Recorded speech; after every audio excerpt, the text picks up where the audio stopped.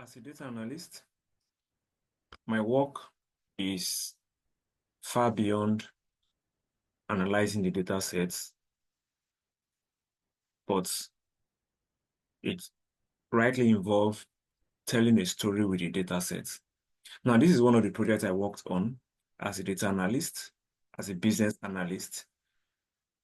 Let me introduce myself briefly. My name is Maxwell Adigwe. Now, this is a project I worked on for A&B manufacturing company. And this is the sales dashboard that I analyzed or that I created after performing exploratory data analysis on the data the company provided. Now, you can see this dashboard is beautiful, right? But it tells a story. From this dashboard, we can see the key performance indicators here. You can see the key performance indicators, just like we have them displayed here. The company had total sales of 588 million naira. The total profit was 238,000 naira. Total discounted sales 2,904 million. The total units sold about 770 units of products sold. Now, before you proceed, you need to know about this dashboard. You see, you have absolute control over what you see. Here's an example. If you click on the filter, there is a filter that controls this dashboard. Click on this filter here. You would notice there are about 6 years. This data set was collected over a period of 6 years. And everything you see here is a summary of the 6 years. So let's say you want to focus on the year 2019 and you click 2019. See what happens. The dashboard automatically updates itself. So you get to choose what you see. You can see the KPIs have changed and every other thing has also changed because this is a dynamic dashboard. But we don't want to, I just want us to focus on the whole of the 6 years. So let me return this filter here and return this to all. So we can now close the filter. Now that we've returned to the original view here, where we have the summary of the 6 years, just like I said, you have absolute control over what you see. And you can choose to focus on a particular area. So let's say, for example, you focus on the profit margin by product. This company had 3 products that it produced: cake, cookies, and bread.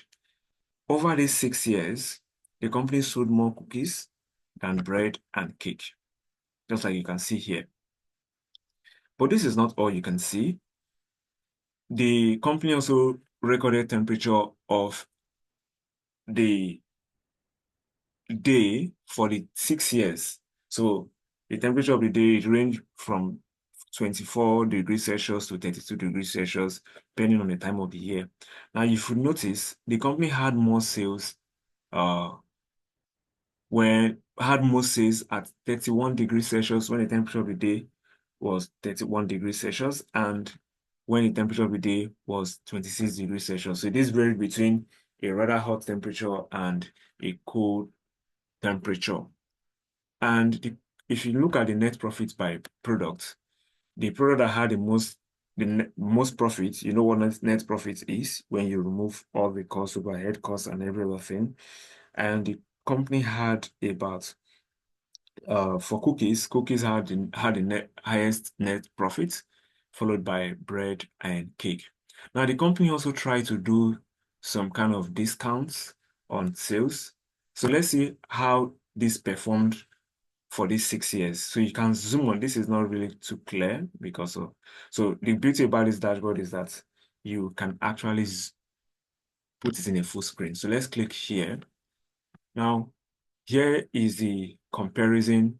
We compare discounted and non-discounted sales for the last 6 years, 2019 to 2024. You can see in 2019, by the way, this purple line represents discounted sales, while this other line represents the non-discounted sales. Now, you would notice that in 2019, the company sold about 54 million without giving any discounts. And you can see with discount, this is just what they sold. But in 2020, the sales dropped. The company had to give discounts, had to sell at discounted price, and they had increased sales. Same for 2021, same for 2022. And then in 2023, the company, because of the discount that they gave, people kept buying the product. So even without the discount, they kept selling. And you can see they sold more in 2023 without giving discounts than that same year with discount they sold less. But in 2024, the company had to go back to giving these discounts, and that was why the sales increased in 2024. So this tells the company something that with discounts, they can actually have more sales. But if they're giving discount consistently, they can actually continue to have more sales without the discounts, just like we've seen for these 6 years. What other thing can we see in this dashboard? If you check the different days of the week for these 6 years, one will ask which day of the week had the most sales. So here is the answer here. So let me zoom this. Remember, you can actually see this in a full screen. That's why I said you choose what you see. This is a dynamic dashboard. We want this data to tell a story. So I want you to view this data and understand without reading the code or trying to do the mathematics or whatever. Everything should be self-explanatory. Okay, now if you check here, let's zoom this or we'll put it in a full screen. You will notice there is a trend here. The company usually have the highest sales on Wednesdays. Then next is on Sunday and then on Thursday. Sunday is a weekend. Wednesday and Thursday can be considered as midweek. So it simply means this company will usually have more sales during the midweek and then on Sundays. So this can help the company make informed decisions on whether to increase their supplies on these days, since they will have more demand on these days, as you can see here on this line plot. Okay, we can still view more things. For example, the company may want to ask, okay, what products do we sell the most? Here is the answer here. Cookies is the product the company sells the most. But that doesn't mean cake and bread do not sell. But in comparison, cookies have the most sales. So the company will want to increase the volume of cookies that it produce and see other ways to increase the sales of bread and cake. What else can we see? Then what about the units sold for each product? On this pie chart, you would see that 34.8% of the total units sold was for cookies, 33.1% for bread, and 32.1% for cake. Then, during these 6 years, what month, since we have 12 months in a year, okay, what month do we have the most sales? Here is the answer on this chart here. You can expand this, put it in a full screen, and then you can begin to highlight the months that the company had most sales: August, October, May. All right. So the company can make informed decisions based on this, on what they can do to increase sales in other months or how to increase their supplies to meet the demands in this month. But you may be wondering, this is just for the 3 products. Okay, what about if we try to pick out each of the products and we check the month where we have the most sales? That is very easy. If you scroll down here, you see monthly sales comparison by products. Here you see these are the 12 months of the year. And then the company can now look at this and say, okay, in May, we sold more bread, followed by cookies. If you check here, in August, we also sold more bread, followed by cookies. Okay, which of the months do we sell more cookies? In September, for example, over these past 6 years, during the month of September, we sold more of cookies than the other 2 products.